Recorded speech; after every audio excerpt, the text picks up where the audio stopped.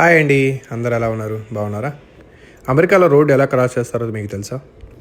మీరు road cross చేయాలంటే ఎటువైపు వెళ్ళాలో అటువైపుకి ఆర్ఎస్ సింబల్ వేసి ఒక పుష్ బటన్ అయితే ఉంటుంది. ఆ పుష్ బటన్ నొక్కగానే మీకు ఒక వెయిట్ సింబల్ వస్తుంది విత్ రెడ్ కలర్ హ్యాండ్తో. వెయిట్ సింబల్ వెళ్ళాక ఒక వాక్ సింబల్ అయితే వస్తుంది. మీరు ఖచ్చితంగా వాక్ సింబల్ వచ్చేంత వరకు వెయిట్ చేయాలి. వాక్ సింబల్ పడిన వెంటనే మీకు 40 సెకండ్లు అయితే టైం అయితే ఉంటుంది మీరు రోడ్ క్రాస్ చేయడానికి. ఈలోగా ఏ వెహికల్ మిమ్మల్ని దాటడానికి అయితే లేదు. ఒకవేళ రూల్స్ బ్రేక్ చేసి ఏ వెహికల్ అయినా క్రాస్ చేస్తే వాళ్ళకి ఖచ్చితంగా భారీ ఫైన్లు అయితే పడతాయి. రోడ్డు క్రాస్ చేసేటప్పుడు హారన్ కూడా కొట్టకూడదు. రోడ్డు క్రాస్ చేయాలంటే మనమైతే చెయ్యి అడ్డం పెట్టేసి వెహికల్ ఆపి రోడ్డు క్రాస్ చేసేస్తుంటాం. కానీ అలా అయితే ఇక్కడ చేయకూడదు. ఖచ్చితంగా ఈ ప్రాసెస్ అయితే ఫాలో అవ్వాల్సిందే.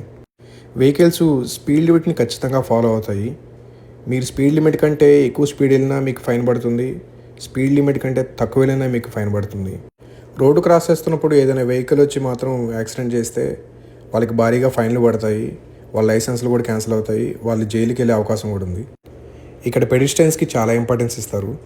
పెడిస్ట్రియన్స్ రోడ్డు క్రాస్ చేస్తున్నారంటే ఆ సైడ్ వెళ్తున్న వెహికల్స్ అన్నీ ఆగిపోవాల్సిందే. ఇక్కడ మీరు చూస్తున్నది 4-వే జంక్షను. అదేవిధంగా టీ ఇంటర్సెక్షన్ అని, రౌండ్ అబౌట్ అని, పెడిస్ట్రియన్ క్రాసింగ్ అని చాలానే ఉంటాయి. ఇక్కడ నాకు కొత్తగా అనిపించింది ఏంటంటే, మనం ఫస్ట్ సిగ్నలు, సెకండ్ సిగ్నలు అని మాత్రం అంటుంటాము. ఇక్కడ వీళ్ళు ఫస్ట్ లైటు, సెకండ్ లైటు అని అంటుంటారు. నేనైతే కొత్తగా వింటున్నా. మీకు ముందే తెలిసినట్టయితే కామెంట్లో రాయండి. ఈ వీడియో మీకు నచ్చినట్లయితే please like, share and follow for more videos. Thank you.